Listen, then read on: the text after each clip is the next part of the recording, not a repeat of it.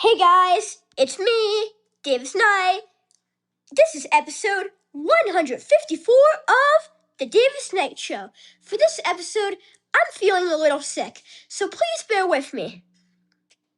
Anyways, especially for us kids, as the new school year starts back up, it may be hard or even scary to connect and become friends with new people. So much we even sometimes avoid it. But there's a much better way to go about this situation, and that is what we're going to discuss today in our You issue, which we will be getting into right now. In this world, you obviously know that there are other people in your life besides you. Some of them you see once, like a tourist at the airport. Others become part of your everyday life, like someone new at school or work. Because there are so many people in this world, it can be extremely hard to make friends or even just to say hi to someone new. And my number one piece of advice and the number one way to connect with others is ask the person to talk to you about themselves. In this way, they can feel a sense that you care about them as a person. And who knows, maybe you'll learn something you never would have known. As you continue to get to know them, you can start having back and forth conversations, whether it's about the football game or just exchanging general remarks, like how the two of you have been doing. Soon enough, you won't be as shy. I have heard plenty of stories of people who just met doing exactly this and ending up sharing phone numbers with each other or planning to see each other again. Because every friendship starts with meeting someone, another common fear I see is, what if I say the wrong thing and I mess up? Well, that's okay. It's not the end of the world. Sometimes things may be awkward, but that is just temporary. Giving up is permanent. My final tip is the most obvious. Follow the golden rule. As always, I will back this up with a quote. Each friend represents a world in us, a world possibly not born until they arrive. It is only by this meeting that a new world is born. And as I said earlier, if you are shy, you miss out on amazing opportunities. Imagine if you were too shy to talk to your best friend when you first met them. And as for following the golden rule when meeting new people, the Bible even says it in Hebrews 13:2. Do not forget to be kind to strangers, as some have welcomed angels without knowing it. So that's why I challenge you to do something simple. The next time you see someone, just say, "Hi, how are you today?" It takes, let's see, around 1.66 seconds to say. And what do you have to lose? Once again, who knows? You two can become best friends. Now that our You issue is over, we are going to move on to some more fun stuff, so don't click off just yet. Next up, it is time for What in the World, where we discuss all things news. Last Sunday, hours after I released my episode, Spain beat Argentina in the World Cup finals. To be honest, it was sort of boring, and the score was 0-0 until overtime. First, in some coverage of the Iran conflict, after both leaders signed a memorandum of understanding which aimed to stop fighting for 60 days, but Iran started attacking ships in the Strait of Hormuz. So America fought back for 13 days in a row, with the first night estimated to be striking 80 targets. Trump has declared the agreement over after Iran broke it. And tragically, Iran fought back, leading to the death of 3 U.S. service members, which I want to keep in all of our prayers. They also destroyed some of our material. Because of this conflict, gas prices have raised around 8 to 9% higher. Next, around Spain and France, there have been massive wildfires leading to the evacuation of over 200,000 people. Spain even declared it a national emergency. Next, in some science news, scientists are continuing work on plastic, and they are on a roll with this one. Last week, They made self-dissolving plastic, and now they've made a process to convert plastic to hydrogen fuel. And of all things, who knew we can do so much with just plastic, which has for a long time been despised for its effect to the environment, is now so powerful, and we never knew it. Lastly, for the 13th time, the SpaceX Starship has done a flight. This time, it launched 20 Starlinks. Wow, that's a lot of news. And now, since I filled your brain with information, it is time for you using your knowledge.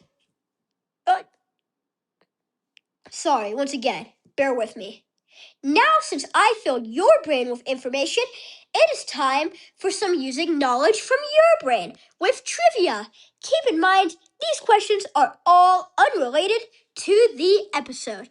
Question 1 is U.S. history themed. Which person had the Civil War start and end on his property? A. Benedict Arnold. B. Wilmer McLean. C. Robert Lee. Or D. Abraham Lincoln. I'm going to give you a minute to think. Okay, the correct answer is B. Wilmer McLean had the Civil War start and end on his property, and even famously said, "The war began in my front yard and ended in my front parlor," even though what he describes it as was not completely accurate. Question 2 is Florida themed. What date in 1845 did Florida become the 27th state? A. March 3rd. B. March 30th. C. June 2nd. Or D. June 22nd. I'm going to give you a minute to think. Okay, the correct answer is A. March 3rd, 1845 is when Florida became the 27th state. Question 3 is technology themed. What programming language was Windows 1.0 mainly written in? A. Basic. B. Java. C. Or D. Python. I'm going to give you a minute to think. Okay, the correct answer is C. Windows was mainly written in the C programming language. Besides the assembly language itself, of course. Question 4 is gaming themed. In Super Mario World, there are mini bosses, all of which are Bowser's kids. How many of these mini bosses are there? A. 5, B. 6, C. 7, or D. 8. I'm going to give you a minute to think. Okay, the correct answer is C. There are 7 mini-bosses in Super Mario World, all of which are Bowser's kids. Question 5 is sports themed. How long is soccer overtime? By the way, if you were one of the 1.5 billion people who watched the World Cup final like I did, you would know this one, so good luck. A. 10 minutes. B. 15 minutes. C. 20 minutes. Or D. 30 minutes. I'm going to give you a minute to think. Okay, the correct answer is D. Soccer overtime is 30 minutes split into half, aka 15. And that concludes our trivia. We quizzed you on 5 different subjects, so let us know in the comments how many you got right. Now time for the fun stuff. Are you ready to smile? Drum roll, please. Joke of the week. In Germany, what is the #1 app on the App Store? Any guesses? Uber. Haha, get it?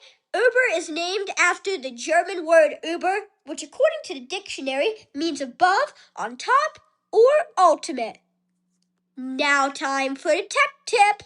I have had many people order new devices Because 1, they didn't know they had AppleCare, or 2, they don't want to have a hassle for device repair, such as going to the store or not wanting to get on the phone with Apple. And for some reason, I can't find a rational explanation for adults don't often like to call people because it's annoying to them, even though these people answering the phone are paid to talk to you. Not to mention, calling them is toll-free often, and even then, most phone plans now are unlimited. For both of these situations, I have a solution. For number 1, it is super easy to check if you have AppleCare coverage. And when I say easy, I mean a literal piece of cake. If the product is linked to your Apple ID, open Settings, tap your name, tap the device you want to check, and lastly, if you see an option that says AppleCare and warranty, tap it and you will see your AppleCare plan and exactly what is covered. Or, if the device is not on your Apple ID, go on your computer, go to the web browser, and type in checkcoverage.apple.com. Enter in your device's serial number. It is the easiest way to find it on your iPad, where it's directly located in small letters on the back of your device. For number 2, it is not a hassle at all to get your device replaced. The easiest way is if it's on your Apple ID and you have another Apple device, just download the Apple Store app and you will have all your options right there. You can even place the replacement in the app. Wow, that's a tongue twister. You can also use your computer and go to support.apple.com. And there, even if you don't have AppleCare, you can see support options, guides, repair options, and even a forum is available right there. If you have Apple devices scattered around Apple IDs, from my personal experience as the family tech guy, the same Apple support website has a contact area at support.apple.com/contact, and you can even text them. The process is super easy. You tell the automated system your problem and follow the on-screen prompts, as it offers poll-style prompts to tell them what you need in the device you're requesting help on.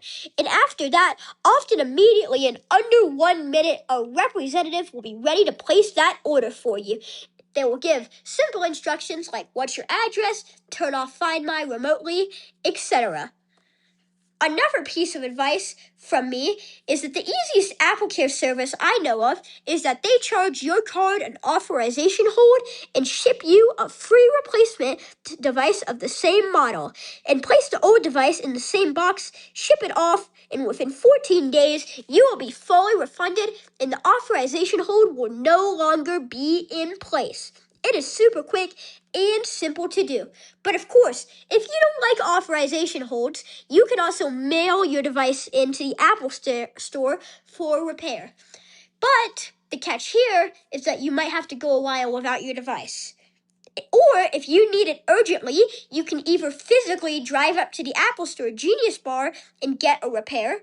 Trust me, this one time I pressed my computer key so much it popped off and got loose. So I had to get an appointment, and it was very quick. And keep in mind, this service isn't free, but there also isn't a hold. Another thing you can do is pay for express shipping for the mail-in service. It is very simple, and you have many options. Okay, thanks for listening to the Davis Knight Show. Make sure to smile. Bye, everyone.